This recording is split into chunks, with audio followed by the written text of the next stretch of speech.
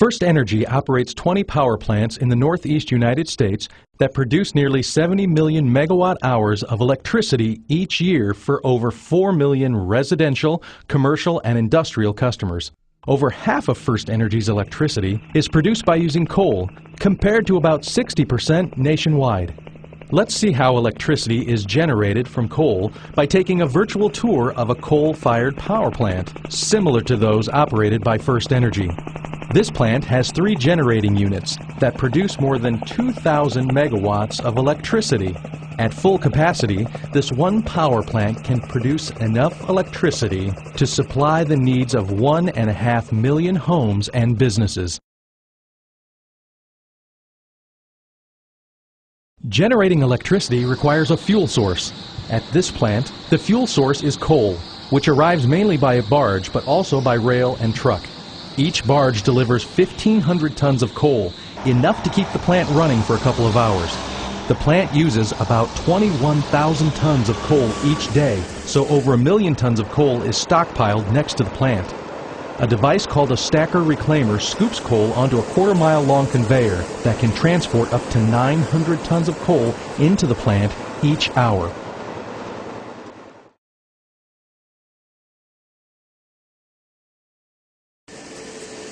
Once inside the plant, up to a 30-hour supply of coal can be stored in bunkers. Coal moves from the bunkers to feeders to be measured and moved to pulverizers. Each generating unit has 16 coal feeders that supply 8 pulverizers. Coal enters the pulverizer and spins in a large drum, where hundreds of steel balls grind it into a fine powder.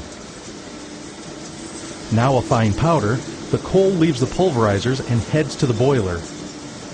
About 335 tons of coal can be pulverized per hour. Large fans add warm air to the powdery coal and blow it into the boiler. The boiler has miles of tubes filled with high-quality water. Once inside the boiler, the coal ignites, releasing energy and generating intense heat that changes the water inside the tubes to hot, dry steam. The temperature of the steam is now about 1,000 degrees Fahrenheit. This process generates thermal energy, which is transformed to mechanical energy at the turbine, which is the next stop on our tour.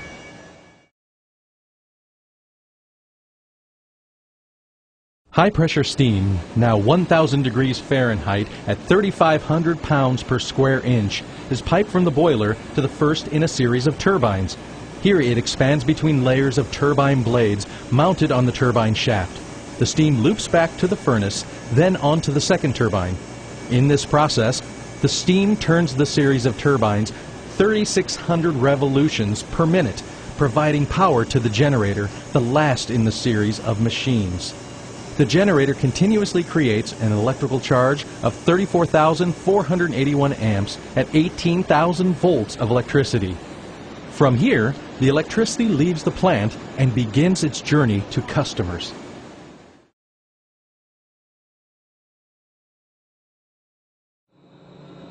After the steam has been used to create electricity, it is exhausted from the turbine and sent to a condenser to be changed back into water. Inside the condenser, steam passes over the outside of pipes filled with chilled water from the cooling towers. The steam condenses to water and returns to the boilers to repeat the steam generating process over again.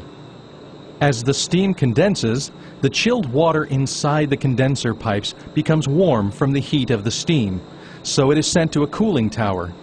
These particular towers are called natural draft cooling towers, which are designed with no moving parts. Inside, the water splashes over a series of baffles, which breaks up the water into small droplets.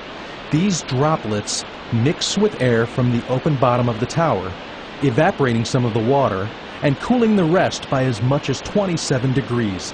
The newly chilled water returns to the condenser to repeat the process of cooling more steam.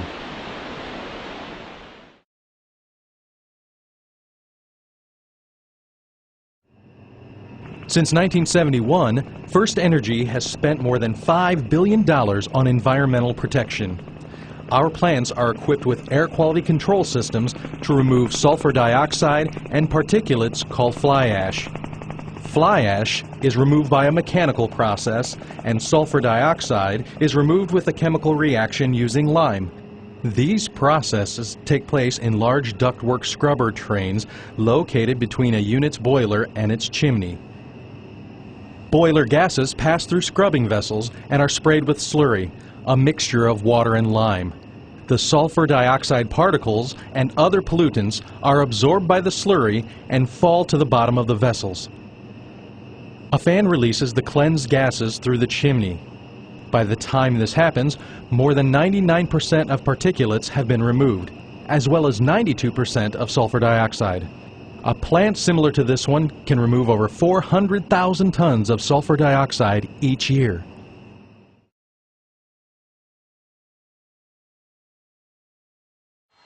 The scrubbing process creates huge amounts of a byproduct called calcium sulfite. This plant could create more than 3 million gallons of calcium sulfite slurry each day.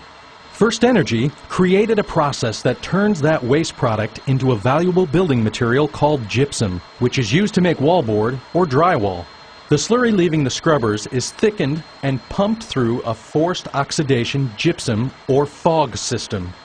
Oxygen is then added, changing it into gypsum, which is dried, treated, and sent to a gypsum manufacturer to make wallboard. First Energy recycles about 500,000 tons of gypsum each year, enough to manufacture wallboard for 70,000 new homes.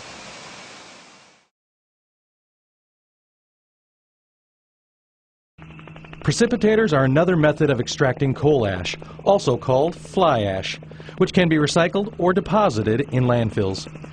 This mechanical process extracts fly ash left over from the combustion process. These poles, called wrappers, shake fly ash from a vibrating wire. Gas from the furnace containing fly ash flows into the box.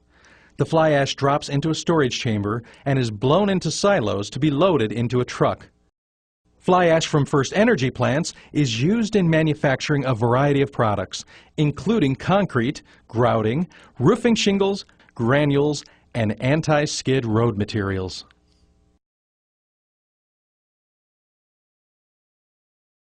First Energy also uses selective catalytic reduction technology, or SCR, to reduce nitrogen oxide emissions.